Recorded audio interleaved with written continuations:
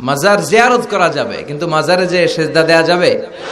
আল মাইয়িতু feel কবর কাল গরীকু feel বাহর। সাঁতার না জানা ব্যক্তি সাগরে পড়লে যেমন অসহায়, মরে গেলে মানুষটা তার চেয়েও বেশি অসহায়। সে আপনারে কি দিবে? আপনি বরং দিবেন যে সালাম দিবেন, আসসালামু আলাইকুম আহলাদ দিয়ার মিনাল মুমিনিন ওয়াল মুসলিমিন ওয়া ইন্না ইনশাআল্লাহু বিকুম লাহিকুন আনতুম লানা সালাফ নাহনু লাকুম তাবা ওয়া ইন্না ইনশাআল্লাহু বিকুম লাহিকুন ইয়ারহামুল্লাহুল মুস্তাকদিমিন মিন্না ওয়াল মুস্তাখিরিন। এই দোয়াগুলো পড়বেন, তার জন্য ফাতিহা পাঠ করবেন, দোয়া করবেন। তার কবরের আযাবকে মাফ করে দিবে কে? আল্লাহ। তো আপনার দোয়ায় ওর কবরের আযাব মাফ হয়, ও আপনারে কি করবে? এগুলো না বুঝে লোকজন মাজারে যে লাল শালু দেয়, আগরবাতি দেয়, মোমবাতি দেয়, ছাগল দেয়, গরু দেয়, টাকা দেয়, পয়সা দেয়, আছে না নাই? সন্তান হয় না, সন্তানের জন্য যায়।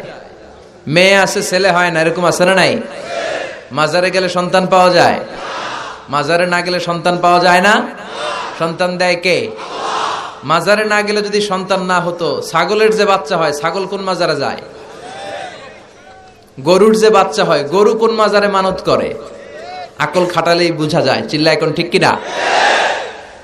এজন্য মাজার কেন্দ্রিক ভণ্ডামিকে কোনোভাবেই প্রশ্রয় দেয়া যাবে।